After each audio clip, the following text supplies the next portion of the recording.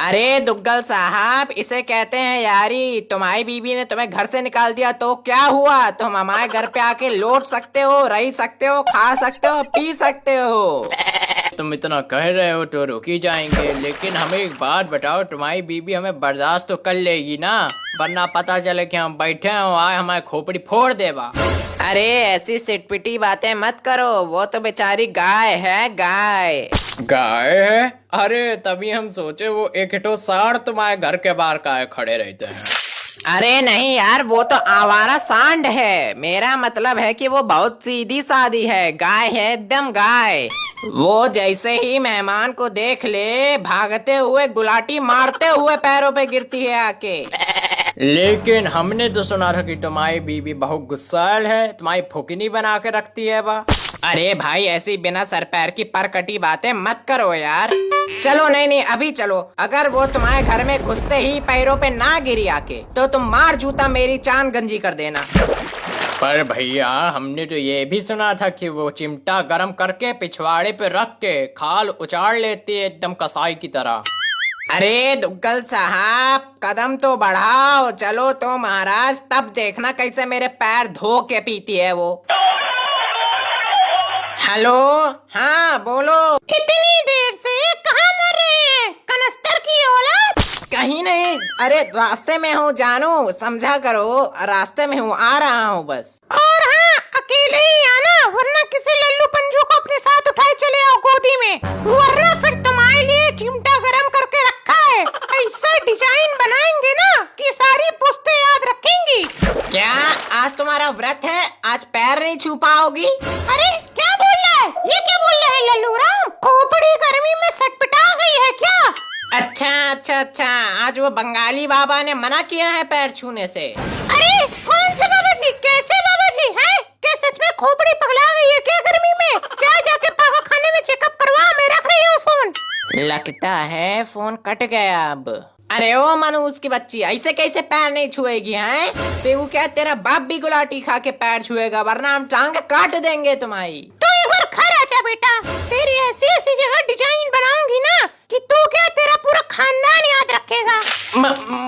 मतलब आज फोन कटा नहीं था, मुझे आज कोई बचा नहीं सकता।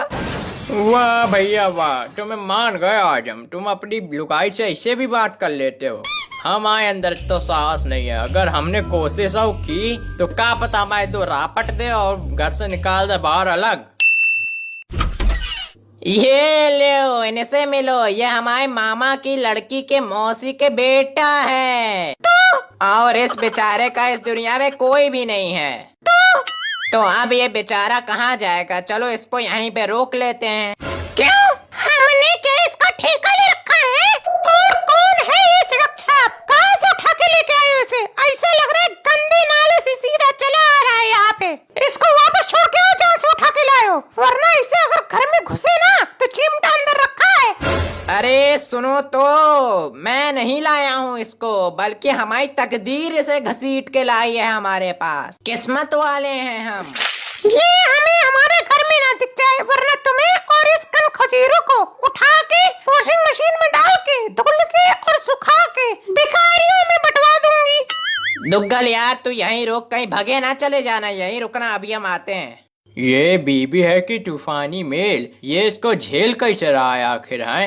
ससुरा डींगे तो बहुत लंबी लंबी हाँक नहीं था कि पैर दबाती है, पैर धोकर पीती है। इसको देख के तो ऐसा लगता है कि पैर छूने आती होगी और उठा धोबी पछाड़ देती होगी। ठंडे दिमाग से सोचो, इसका यहाँ इस दुनिया पे कोई नहीं, तभी मैं इसको यहाँ लेके आया हूँ। तुम खुद को भगवान समझते हो या फिर इस जैसे छुछुंदरों का मसीहा? मैंने तो सुना था जिनका कोई नहीं होता उनका भगवान होता है। तुम कहीं इसी भ्रम में तो नहीं बैठे हो? अरे मेरी बात सुनो तो सही, पनवटी औरत। अरे मेरा मतलब था पवित्र औरत, पवित्र। अरे ये कोई ऐसा वैसा लल्लू पंजू गंदे लाले से उठाया हुआ आदमी नहीं है। तो ये क्या कोई अवतार वगैरह है क्या?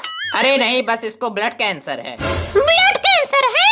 मतलब हमने यहाँ पे अस्पताल खोल रखा है? नहीं नहीं, हम तुम्हें नर्स देखते हैं, सारे लूले लंगड़े मरे कटे आदमी सब यहीं डाल दो। लेके जा इसको यहाँ से भी, लेके जा। अरे मेरी बात तो सुन आफत। आफत है? लगता है पिछली बार का टैटू मिट गया है पिछवाड़े से। अरे वो मेरा मतलब था सराफत। सराफत, एक बार सराफत से मेरी बात तो सुन लो महादेवी। टाइम नहीं है मेरे पास, जो भी बोलना है भौंकना है मिनटों सेकंडों में भौंक दो। हम तुम्हारी तरह नल्ले नहीं घूमते हैं दिन भर। उसको ब्लड कैंसर तो है, पर ऊपर से वो करोड़ों की संपत्ति का मालिक है। अभी 2-4 दिन में वो मरने वाला है, टपक जाएगा। तो उसके मरने से पहले उसकी संपत्ति अपने नाम कर लेंगे, इसलिए उसको अपने यहाँ लाया हूँ। अरे अब ये कहोगी क्या कि मैं लालच में आकर ये पाप काय करने जा रहा हूँ?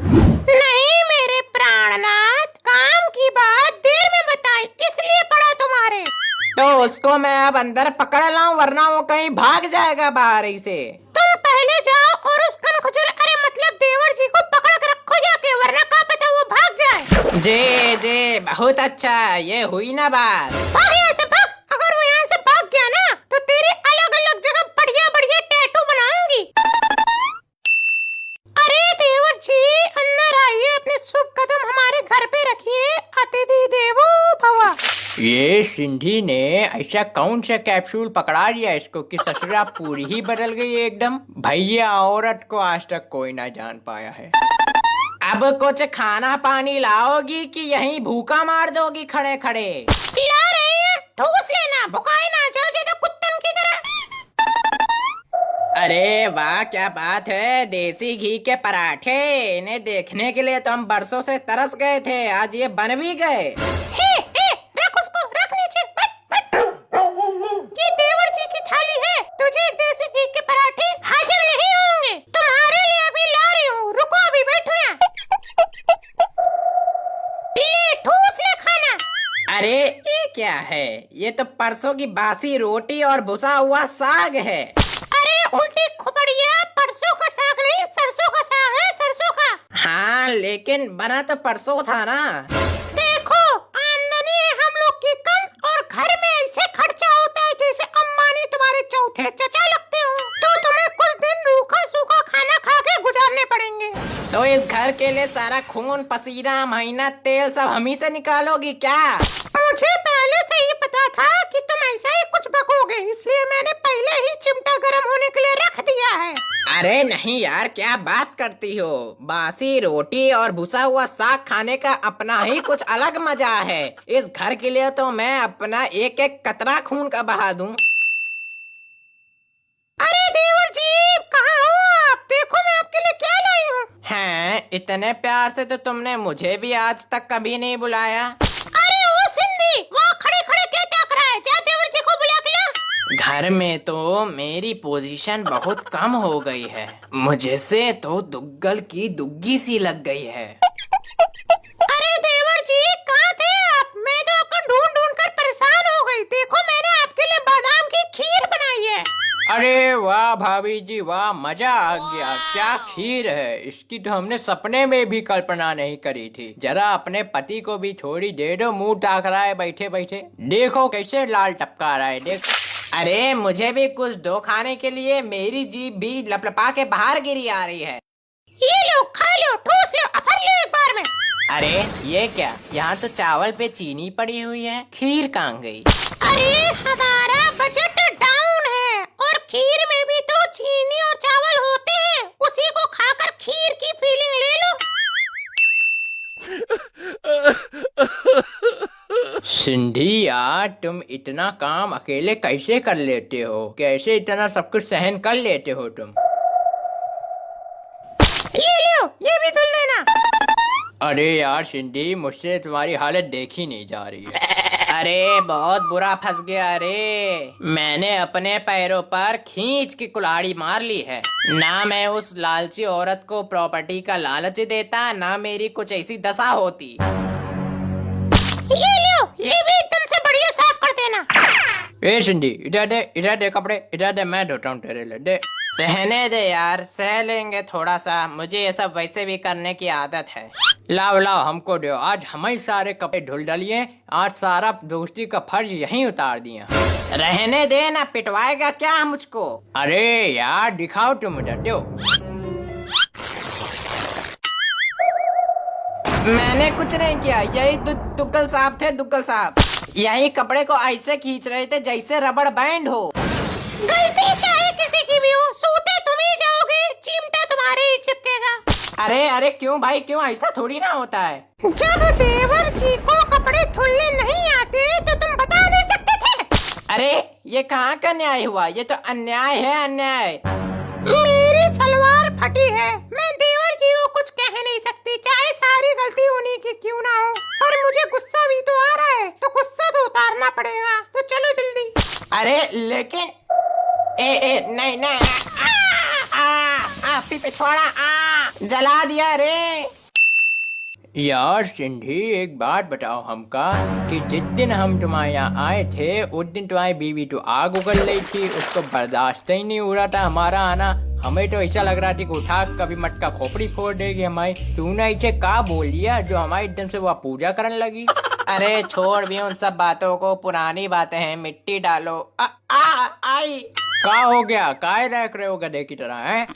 उस चमगादड़ ने कुछ ज्यादा ही गरम चिमटा लगा दिया था, एकदम कतई ज्वालामुखी जैसी आग निकल रही है।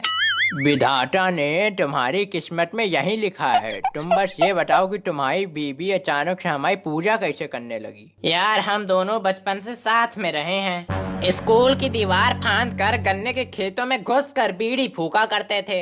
अब तो बीबी ही बीड़ी जैसी मिल गई है। अगर उस समय 4-6 अक्षर खोपड़ी में घुसा लेते तो आज ये दशा ना होती। बीड़ी जैसी बीवी है तो रुको, अभी तुम्हारे धुआं निकालती हूँ। बीड़ी जैसी हो या माचिस जैसी, तुम बस हमको ये बताओ कि तुम्हारी वो नकचड़ी सी परकटी सी बीवी जो जहर उगलती थी वो मियान में आई कैसे? अरे यार ये औरतें अव्वल दर्जे की बेवकूफ होती हैं। इनका दिमाग इनकी खोपड़ी में नहीं, इनकी चुटिया में वास करता है। और हमारी वाली की तो चुटिया में भी नहीं वास करता है। इनको बेवकूफ बनाने के भी दो ही रास्ते होते हैं। पहला, या तो अपने दिल पे पत्थर रख के इनकी झूठ मूठ की तारीफ कर दो, या फिर दूसरा कि इन्हें किसी चीज का लालच दे दो, क्योंकि ये लालची भी अव्वल दर्जे की होती हैं। अरे हमारे तीरंदाज कौन सा चीज चला दिया तुमने? देख, तारीफ तो बहुत कम काम आती है, लेकिन लालच इतना ज्यादा काम आता है कि वो आदमी को भी खोपड़ी के बल घुमा के रख देता है। तो फिर मैंने उसे ये लालच दिया कि तू बहुत ज्यादा करोड़पति है और अभी कुछ दिन का मेहमान है, तो अपनी सारी प्रॉपर्टी हमारे नाम करके जाएगा। बस फिर होना क्या था, वो लालची प्राणी तुम्हारे आगे पीछे दुम हिलाते हुए घूमना शुरू कर दी। अरे ये बात, शाबाश बेटे, बहुत आगे जाएगा तू। वाह वाह, क्या दिमाग लगाया है। अपने इस लीचड़ खटिया कन खजूरे जैसे शकल वाले दोस्त को घर में घुसेड़ने के लिए क्या आइंस्टाइन जैसा दिमाग लगाया गया है? अरे नहीं जानू, अरे वो बात ये है कि चुप सिंधी चुप, तो सिन्ना है कि अंधा है? किसी को भी उठा के भर लेते हैं घर में। अरे भाभी जी, वो ऐसा नहीं, वो अरे तू तो चुप ही रह, दुग्गल। तू दुग्गल नहीं, दोगला है। तू सड़ी चिड़ी की दुग्गी है, दुग्गी।